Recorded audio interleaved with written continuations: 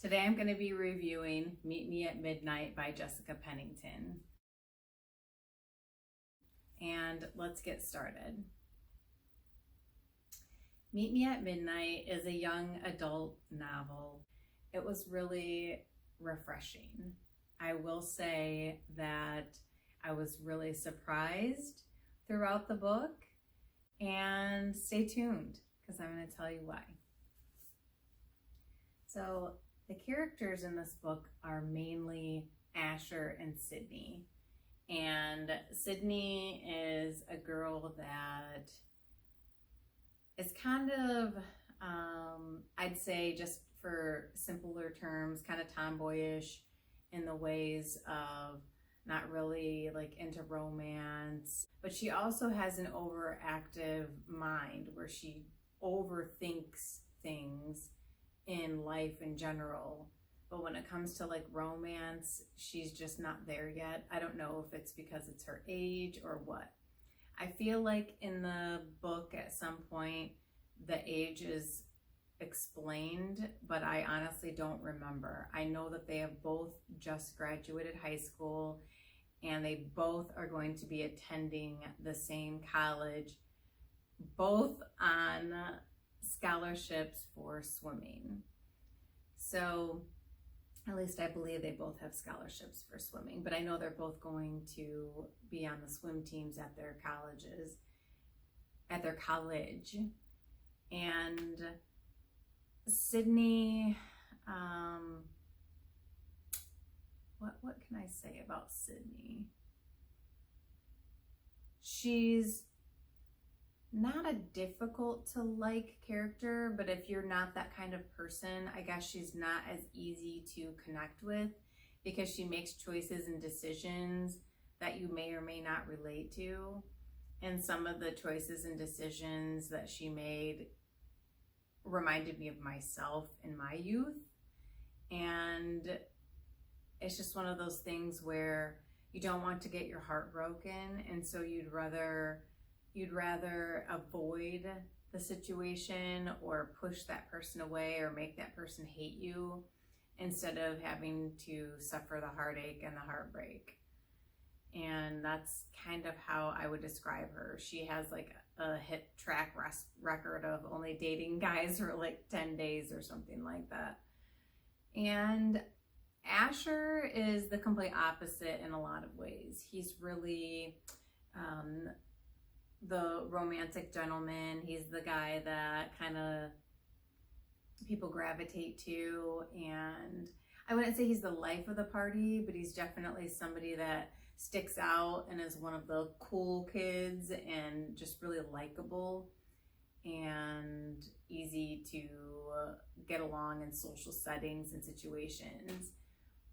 Whereas Sydney's definitely not comfortable in social settings and social situations that involve multiple people. She's more of like a one-on-one friend kind of person.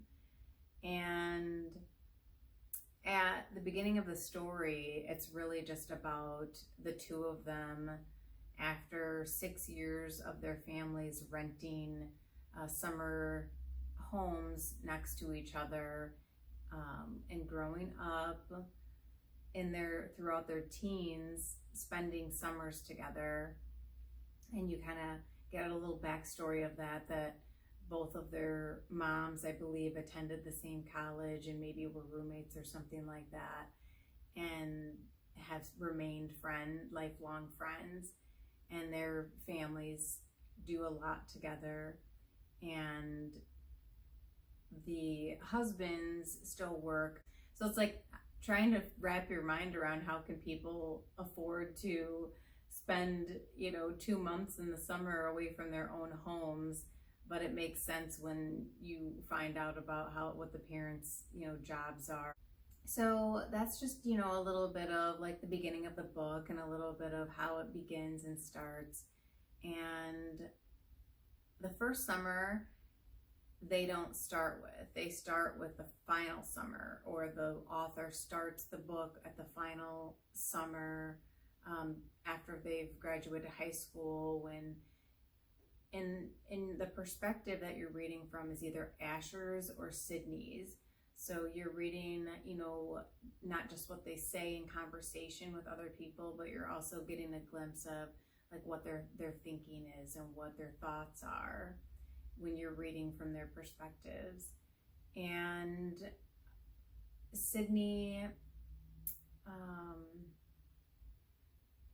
you can tell she's got a lot of hostility built up in her, and you don't know why.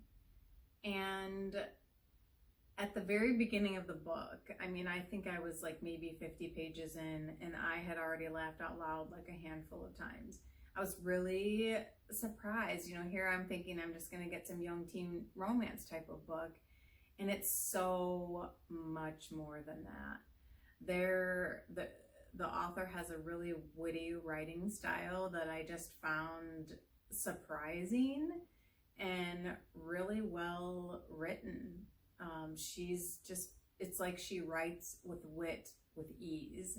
So it makes it, the humor come across really naturally. So there's a lot of conflicts in the story also that are layered throughout, and that really keeps the pages turning and you wanting to find out what's going on. As I said, the story doesn't begin with the first summer, so you kind of get a couple flashbacks in her memory and thoughts of the first summer, but there's a conflict that must have occurred that first summer that isn't resolved, and you don't find out really until the story all ties together at the end. So there's like multiple layers of conflicts above and beyond this being a young adult novel, really about two teenagers that have a really unique and interesting friendship and relationship. And one of the unique things that I think is great to this book is that they have these pranks that they pull on each other, and it's just another layer of the story that just makes it unique and refreshing. And like I said earlier, they both are swimmers, and they're at a lake house that they spend together in the summers, so they end up, you know, training together in the lake and swimming and kind of helping each other along. And they, you know, spend more time together, and they develop some feelings for each other. And spoiler alert, from here on, definitely if you don't want to hear any spoilers, don't keep watching. But they end up really not only developing feelings for each other, but realizing that they've always had feelings for each other. And that I think that first summer that they met, when I think they were around 13 or something like that, that they really, really had something more there the whole time. And you find out later in the story of an occurrence with a neighbor girl that Sydney witnesses between Asher and the neighbor girl, and that's one of the conflicts that occurs at that first summer that kind of gets wrapped up and tied up and nicely explained and kind of panned out and figured out at the end of the book.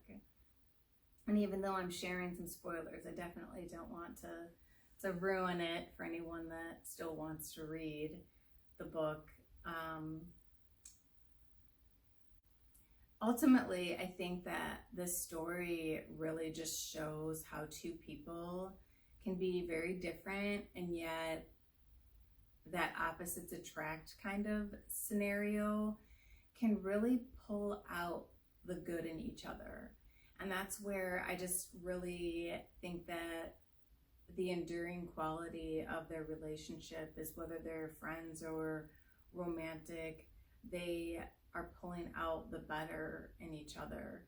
And it really, really shows when they actually take that romantic step with each other. And that's when you can really see that Sydney pulls out the good in Asher and really pulls out some things in him that he maybe didn't realize or didn't see himself, and vice versa with Sydney. I feel like Asher really pulls out, maybe he makes some jabs and points out some of her quirks and faults, but he also, you know, has a way of pulling out her good qualities and maybe helping her learn from some of her quirks, that some of that stuff she can work on and kind of let go and loosen up.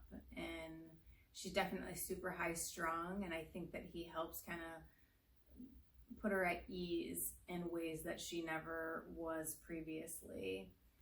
I will spoiler alert right now and just say that I really was glad that the story played out the way it did. It was more realistic than to just be a, you know, end of summer happy ever after kind of thing, because that's not reality and that's not how real life works. And I like that even though this is a young adult novel, that the author, you know, layers some, you know, reality into situations. And a lot of the drama and things is what really happens in relationships, whether you're young or old.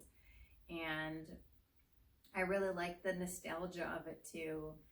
It can make you go back to thinking of your first love or your first romantic experiences and the butterflies and the feelings, and how the first time that you experience something like that, how the first time you experience anything, whether it's the first time you have a bite of a pie or something and your taste buds come alive, it's no different than when you experience, you know, true love and romantic love. It's like the first time is really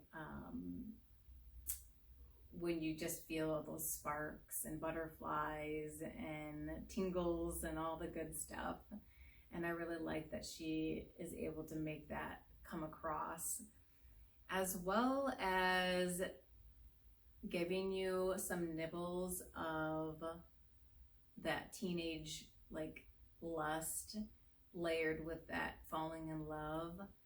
But she keeps it G-rated, I feel like, or not G-rated, but she keeps it, you know, young adult rated. It doesn't get to like 50 Shades of Grey level with eroticism. And it also keeps your mind open, because she doesn't really take you to where they for sure have had sex. You really aren't for sure, because she leaves it kind of open to your own imagination. And I feel like she does that on purpose, to not delve into sex scenes and taint the young adult novel to that type of level, but it also leaves you open for your own interpretation whether or not that they do take things to that level or not. So I think it's just like, I just keep saying it's refreshing. It really is refreshing, especially after this book was released in 2021, after the 2020 pandemic. And it's just been great to take a break from all the chaos of the world and just read something that makes you laugh and makes you feel nostalgic. And if you actually are a youth and you're a young adult and you're reading it, it can maybe give you inspiration for what could be and what love can be like. You know, it's not going to be perfect. There's going to be bumps in the road and you're going to have your moments. But when you find that person that you bring out the best in them and they bring out the best in you, that's when it's really something to cherish. So thank you, Jessica Pennington, for writing a nice, refreshing novel. It's been great to read. It's summer, July 2021 for me right now. And I would definitely say it's a great summer read. It's just refreshing. So enjoy. And please let me know your thoughts and comments below. What did you think about the book? If you were going to rate it on a 1 to 5 star level, what would you rate it at? I really save 5 stars for things that I think are phenomenal. I did think this book was great, but I gave it 4 stars, a strong 4 stars. And I think that's partly because I'm definitely more of a mystery thriller type reader and suspense. And so I'm not sure that, I think my 4 stars would be a 5-star rating if I were just a young adult reader. It's definitely a great read, a great book for the type of genre that it is. And I hope that you pick up a copy and read it and enjoy it. Thank you for joining me, and I will see you again for more reviews to come, books and otherwise.